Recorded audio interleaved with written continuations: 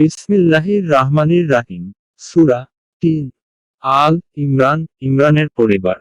আয়াত ২৮। মিনগণ যেন মিনগণকে ছেড়ে কাফিরদেরকে বন্ধুর রূপে গ্রহণ না করে, এবং তাদের আশঙ্কা হতে আত্মরক্ষা ব্যতীত যে এরূপ করে সে আল্লাহর নিকট সম্পর্কহীন। আর আল্লাহ তোমাদেরকে স্বীয় পবিত্র অস্তিত্বের ভয় প্রদর্শন করছেন এবং আল্লাহরই দিকে ফিরে যেতে হবে। আয়াতের তাফসীর।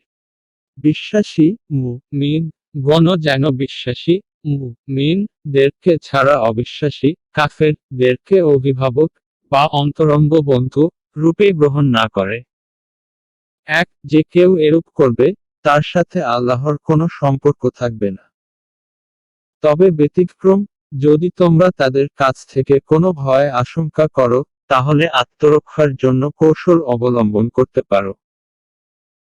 আর আল্লাহ তার নিজের সম্বন্ধে তোমাদেরকে সাবধান করছেন এবং আল্লাহর দিকেই তোমাদের প্রত্যাবর্তন। আউলিয়া ওলির বহুবচন।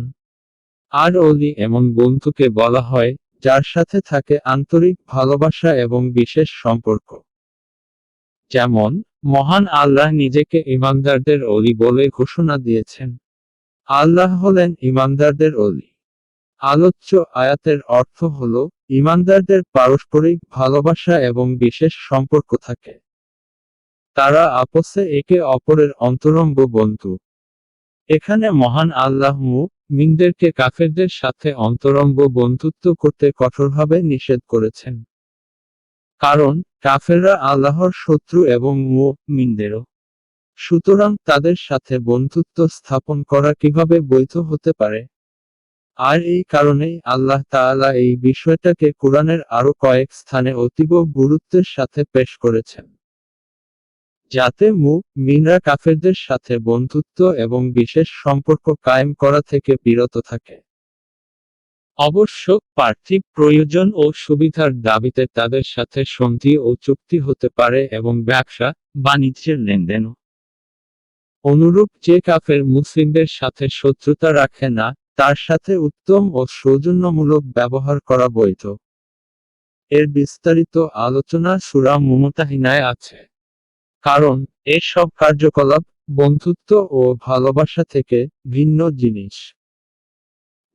এই অনুমতি সেই মুসলিমদের জন্য যারা কোনো কাফের দেশে বসবাস করে। যদি কোনো সময় তাদের কাফেরদের সাথে বন্ধুত্বের প্রকাশ করা ব্যতীত তাদের অনিষ্ট থেকে রক্ষা পাওয়া সম্ভব না হয়, তাহলে মৌখিকভাবে বন্ধুত্বের প্রকাশ করতে পারবে। আয়াত ২৯। তুমি বলো, তোমাদের অন্তরসমূহে যা রয়েছে তা তোমরা গোপন করো অথবা প্রকাশ করো, আল্লাহ তা অবগত আছেন, এবং নভমণ্ডলে ও ভূমণ্ডলে যা কিছু রয়েছে আল্লাহ তা জ্ঞাত আছেন। এবং আল্লাহ সর্ব বিষয়ে শক্তিমান। আয়াতের তাফসীর। বলো, তোমাদের মনে যা আছে তা যদি তোমরা গোপন রাখো কিংবা প্রকাশ করো, আল্লাহ তা অবগত আছেন। আর আকাশমণ্ডলী ও পৃথিবীতে যা কিছু আছে তাও তিনি অবগত আছেন, এবং আল্লাহ সর্ব বিষয়ে সর্বশক্তিমান। আয়াত ৩০।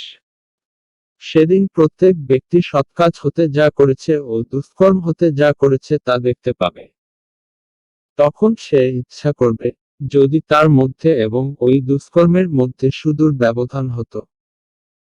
আল্লাহ তোমাদেরকে স্বীয় পবিত্র অস্তিত্বের ভয় প্রদর্শন করছেন এবং আল্লাহ স্বীয় বান্দাদের প্রতি স্নেহশীল।